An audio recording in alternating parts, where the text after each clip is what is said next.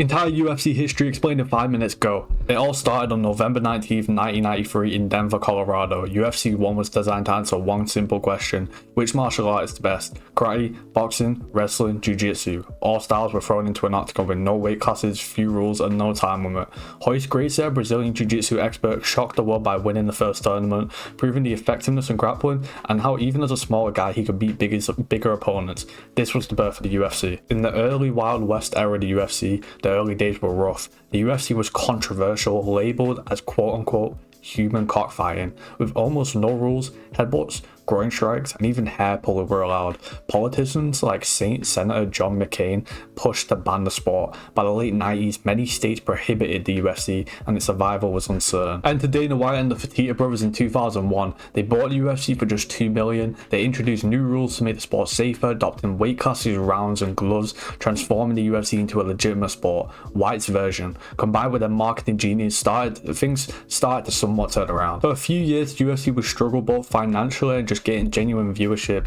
Then the turning point came in 2005 with The Ultimate Fighter, a reality TV show. The final between Forrest Griffin and Stephen Bonner was an all-out war that captivated millions of viewers. This fight saved the UFC and marked the beginning of it going on to become a mainstream sort of sport. For a few years, the UFC would be stable, with stars like Chuck Liddell, Anderson Silva, and GSP, and even WWE superstar Brock Lesnar coming in, who would be the biggest star at the time. The UFC brought something unique and actually started to gain viewership. Liddell's knockout power, Silva's striking, GSP's technical mastery. The UFC grew internationally, expanding into new markets and gaining millions of fans worldwide.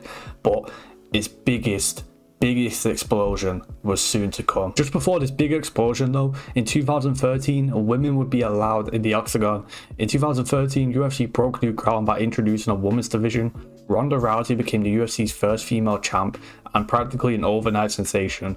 Her dominance in the bantamweight division combined with her star power helped grow the sport's fan base. Since then, fighters like Amanda Nunes and Shevchenko have carried the torch.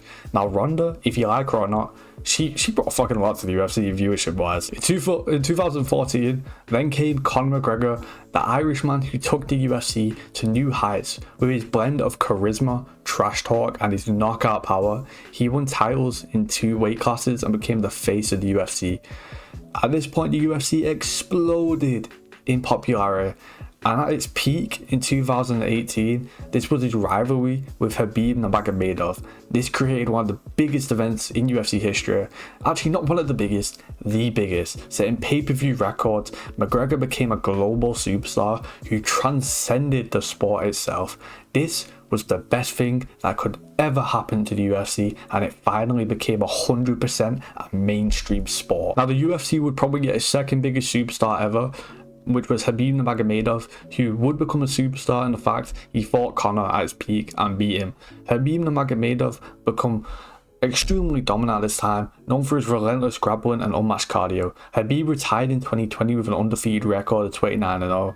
His reign, he had wins over Conor, most anticipated fight of all time. Now, in between the years 2010 to honestly present day, under Dana White's leadership, the UFC expanded globally, hosting events in Brazil, Europe, Australia, and even the Middle East. This included partnerships like the UFC's massive deal with ESPN and events in Abu Dhabi like Fight Island, which actually kept the sport running during COVID-19. Yes, every other sport was off, but guess who wasn't off?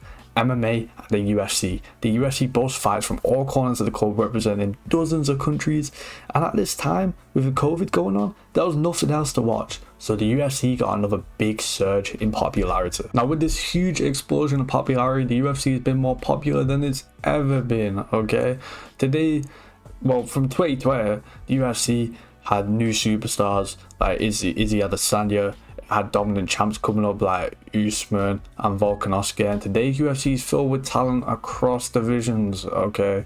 You've got people like Ilya Topuria who are coming up. Well, not coming up, he's fucking champ. You got Max Holloway, he's becoming a big superstar. Alex Pereira, who's become a massive superstar. Islam Makhachev carrying on the fucking legacy of Khabib Nurmagomedov. And at this point, the UFC is now valued at over 10 billion. Bought for 2 million. valued over 10 fucking billion, with global TV deals, massive sponsorships, and a huge roster of athletes. Its partnership with ESPN made UFC content more accessible than practically ever.